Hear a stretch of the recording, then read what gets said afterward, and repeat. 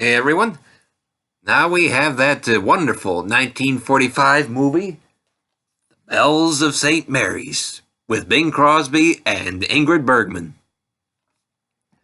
Now, Father O'Malley, as played by Bing Crosby, is sent to be the pastor at a parochial school, and soon finds out what it means to be, quote, up to his neck in nuns, unquote.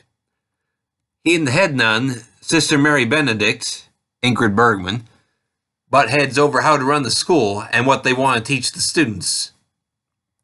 Their most fervent disagreement is over Patsy Gallagher, Joan Carroll, who is in the school at Father O'Malley's insistence. Patsy's single mother had come to him, asking if Patsy could come there since she was getting old enough to realize her mother was essentially a prostitute, which seemed to be one of the few ways that she could pay the bills after her husband had left her. Now, Patsy isn't as interested in school, hoping to get a job on her own, until Father O'Malley helps her build up her confidence.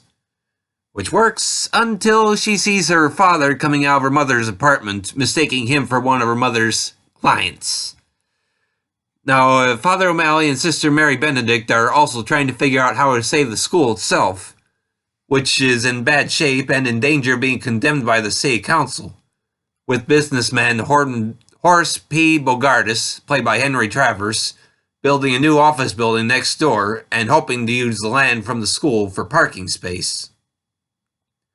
Now, of course, the nuns are all praying that Mr. Bogardus will end up giving him his building for them to use for the school. Now, I personally believe that The Bells of St. Mary's is very much a fantastic movie. I know I enjoy watching Sister Mary Benedict teach one of the boys who was being bullied how to box, which she had to do kind of because he was trying to turn the other cheek as she had taught him. Honestly, with this movie, Ingrid Bergman as Sister Mary Benedict is most of the fun.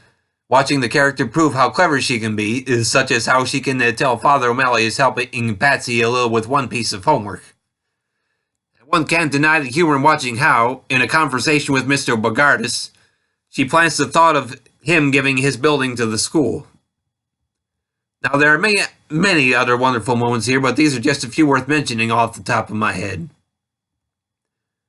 And while the movie does take place throughout the school year, it does briefly make a stop at Christmas. Father O'Malley can be heard singing Adeste Fidelis with some of the older students, figuring it to be necessary for a Christmas program, before he's taken by Sister Mary Benedict to see the nativity play that the first graders are doing. Now, of course, they do it their own way, and I think that the kids may have actually been improvising it within the movie, as Sister Mary Benedict implies through some of her dialogue for the scene. Now, this movie has been available previously through Olive Films on both Blu-ray and DVD.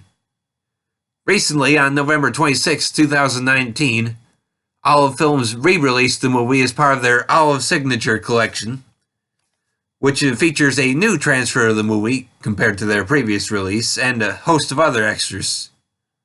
Now, as far as the new transfer is concerned, I think it looks wonderful, better than I've ever seen the movie look.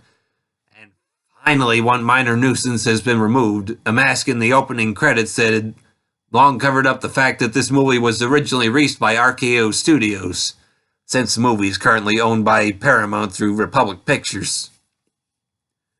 Now, among the extras, there are 2 radio adaptations by the Screen Guild Theater, both of which feature Bing Crosby and Ingrid Bergman in their roles from the movie, along with a featurette on director Leo McCarey, one on the history of film franchises, and another discussing faith and how it worked within the movie, plus an essay written by Abby Bender, which is both on the disc and in a written booklet that comes with the set. Overall, I would definitely say that this is the best way to view the movie. Now, the movie itself is about 2 hours and 6 minutes long. Well, that's all I have to say on this one, everybody, so thanks for listening, and I hope you'll keep tuning in for more.